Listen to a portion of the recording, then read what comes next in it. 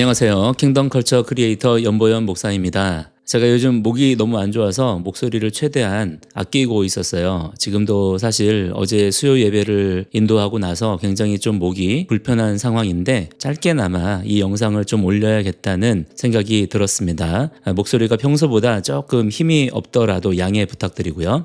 오늘 말씀을 드리고 싶은 건 뭐냐면 크리스천들은 과연 어떤 투표 기준을 가져야 될 것인가 하는 부분에 대해서 말씀을 드리려고 해요.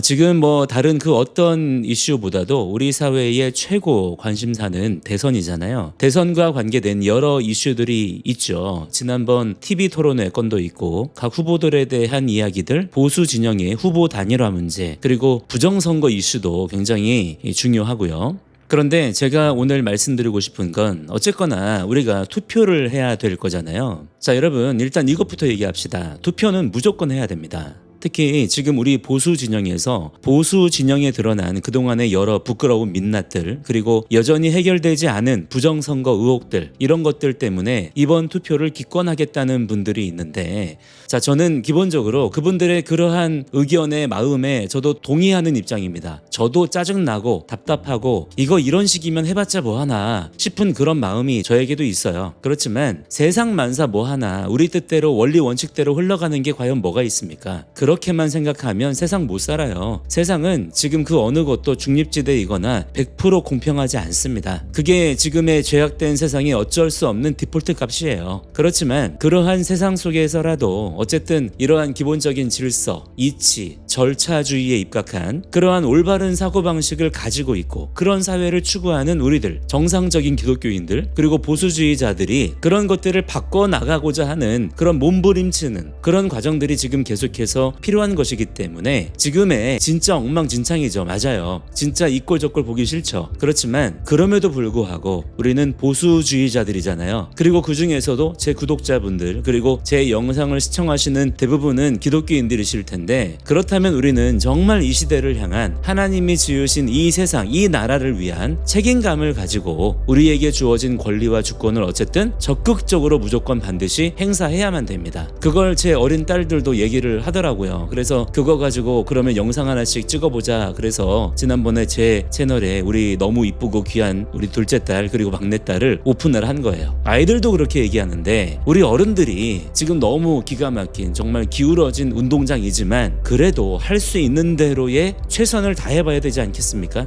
결과는 하나님께 맡기고 우리는 우리가 해야 될 일들을 지금 물불 가리게 생겼어요. 불법이 아닌 이상 뭐라도 해야 될 판인데 국민에게 주어진 정당한 권리는 일단 무조건 행사하고 봐야죠. 그러니까 원래 오늘 이 얘기하려고 한 게 아닌데 투표는 일단 무조건 꼭 해야 된다. 이거 꼭 좀 강조해서 말씀드리고 싶고요. 자, 그렇다면 본론으로 돌아와서 그렇다면 우리 기독교인들, 우리 크리스천들이 대체 어떤 기준을 가지고 투표를 해야 될 것인가? 자, 일단 뭐겠습니까? 우리가 원하는 거는 일단 신명기 17장에 나오는 것처럼 정말 하나님께서 택하시고 하나님을 경외하고 하나님 말씀을 사랑하는 그런 지도자를 원하죠.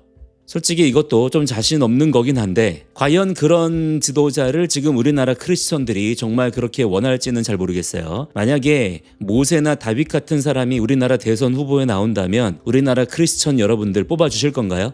예수님이 만약에 우리나라 대선 후보로 나오신다면 과연 우리 한국교회 교인들, 목회자들이 예수님을 뽑을까? 솔직히 그것도 좀 자신 없긴 합니다만, 그렇지만 원론적인 부분을 좀 말씀을 드리는 거예요.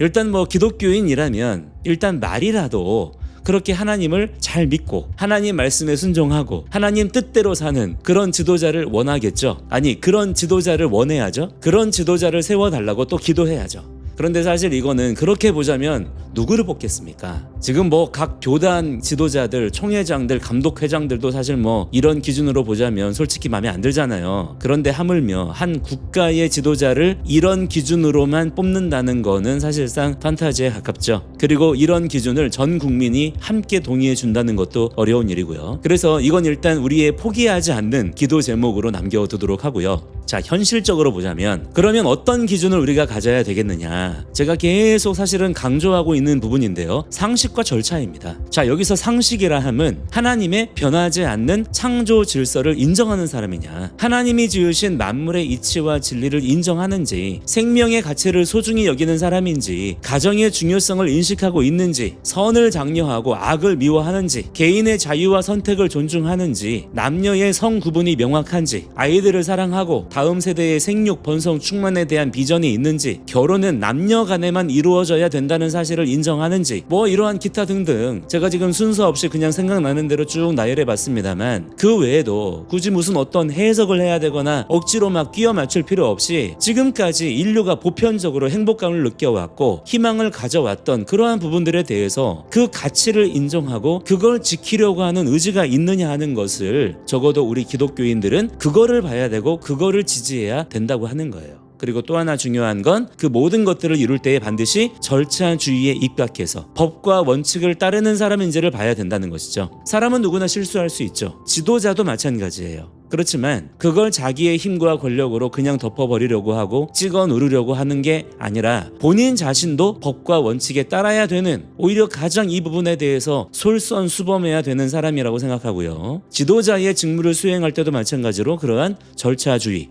자유민주주의의 근간이라 할 수 있는 이 절차주의에 입각해서 모든 지도력을 그렇게 발휘할 수 있는 그런 사람인지를 기독교인들은 봐야 된다는 겁니다. 물론 이 외에도 리더십도 있어야 되겠고 실무 능력, 외교 능력 등등 다 중요하지만 이런 건 지도자가 당연히 갖춰야 되는 어빌리티에 해당되는 부분이고요. 오늘 제가 말씀드리고자 하는 건 우리 기독교인들의 관점, 적어도 기독교인이라면 본인 자신이 정말 살아계신 하나님을 믿는 사람이고 정말 예수님을 자기의 주님이라고 인정하는 사람이라면 거기에 더해서 이런 것들을 좀 볼 수 있어야 된다라는 것을 말씀드리고 싶었습니다. 솔직히 이런 부분에서 저 개인적으로는 지금 한국 교회의 상황이 비관적이긴 합니다만, 그러나 정말 몰라서 그러는 분들이 있을 수도 있기 때문에 그런 분들이라도 이 영상을 통해서 이런 기준을 좀 가지셨으면 좋겠고 생각해 보셨으면 좋겠다 싶은 그런 마음으로 오늘 영상을 이렇게 찍어보게 되었습니다. 아무쪼록 정말 간절히 바라기는요, 이번 선거를 통해서 정말 하나님께서 쓰실 만한 사람이 뽑히기를 기대해 봅니다.